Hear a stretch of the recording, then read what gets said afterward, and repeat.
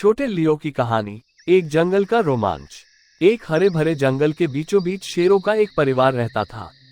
सबसे छोटा शावक लियो हमेशा जिज्ञासु और ऊर्जा से भरा रहता था। उसे उसके माता पिता राजा रोअर और रानी लिली बहुत प्यार करते थे।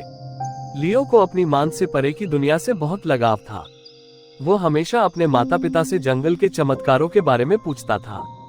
राजा रोअर हमेशा लियो को सतर्क रहने और घर के करीब रहने के महत्व के बारे में सिखाते थे।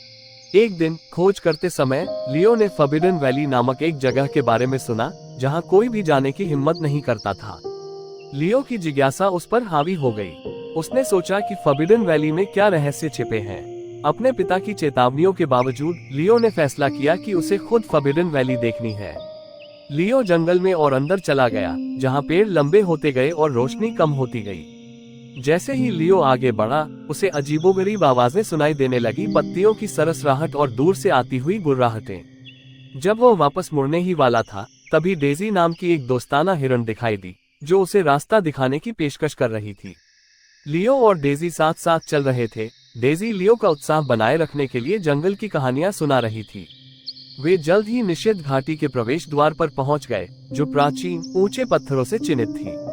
लियो अपने पिता की चेतावनियों को याद करते हुए झिझका, लेकिन डेजी ने उसे बहादुर बनने के लिए प्रोत्साहित किया। एक गहरी सांस के साथ लियो ने निषिद्ध घाटी में कदम रखा। उसे डर और उत्साह दोनों महसूस हो रहे थे। घाटी के अंदर उन्हें अजीबोगरीब जीव मिले, जो उनके प्रति उत्सुक और सतर्क लग रहे थे। घाटी के केंद्र में एक रहस्यमयी झील थी, जिसका पानी एक अलौकिक चमक के साथ झिलमिला रहा था। एक बूढ़ा उल्लू नीचे आया और उन्हें झील की सतह के नीचे छिपे खतरों के बारे में चेतावनी दी। लियो को एहसास हुआ कि घाटी सुंदर थी, लेकिन ये खतरनाक भी थी, जैसा कि उसके पिता ने कहा था। अचानक झील से एक धीमी आवाज ने लियो को पुकारा, उसे अपने करीब आने के लिए प्रेरित किया। डेजी ने लियो से प्रलोभन का विरोध करने और बहुत देर होने से पहले घाटी छोड़ने का आग्रह किया।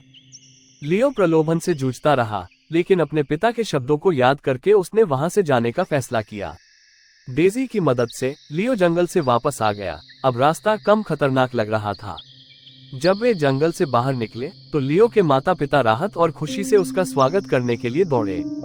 लियो ने अपने पिता की बात न सुनने के लिए माफी मांगी और भविष्य में और अधिक सावधान रहने का वादा किया। डेजी ने लियो और उसके परिवार को अलविदा कहा और जंगल के भीतर अपने घर लौट गई। उस दिन से लियो ने अपने माता पिता की बात सुनने और सतर्क रहने के महत्व को समझा, ये जानते हुए कि उनका प्यार और ज्ञान हमेशा उसका मार्गदर्शन करेगा।